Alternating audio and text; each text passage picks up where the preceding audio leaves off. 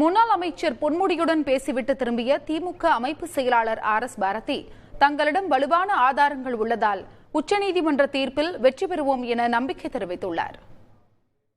திராவிட முன்னேற்ற கழகத்தை பொறுத்த மட்டிலும் எந்த வழக்கையும் சந்திக்க தயார். இப்படிதான் சொன்னாங்க 2G என்னாச்சு? இன்றைக்கு எந்த சிஐஜியை வச்சு 2G போட்டாங்களா?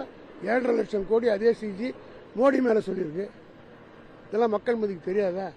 ஏதாவது இம்பாக்ட் இருக்குங்களா? பார்த்தீங்களா? இந்த ஜட்மெண்ட்டை பற்றி யாராவது ஒரு பரபரப்பான எக்ஸப்ட் பிஜேபியை தவிர வேற யாராவது இதை பற்றி பேசியிருக்காங்க?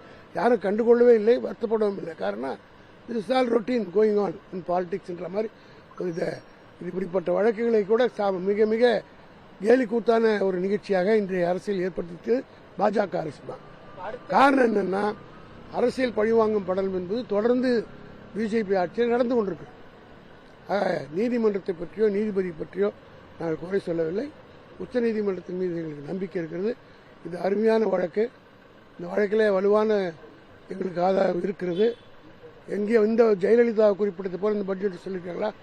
இதெல்லாம் நடுநிலையாக சொல்லுங்க. எங்கேயாவது லஞ்சம் வாங்கினார், ஊர் கொள்ளையடித்தார், இப்படி மக்களுடைய வரி பணத்தில் பண்ணாருன்னு இதெல்லாம் ஒரு வார்த்தை சொல்லியிருக்காங்க. இல்லை, டெக்னிக்கலாக இவ்வளோ ரூபா இன்கம் டேக்ஸ் அட்வான்ஸ் டேக்ஸ் கட்டுறவங்க ஃபாலோ பண்ணல, இப்படி தான் சொல்லியிருக்காங்க. All these technical points will discuss in the supreme court. Will get a grand acquittal there.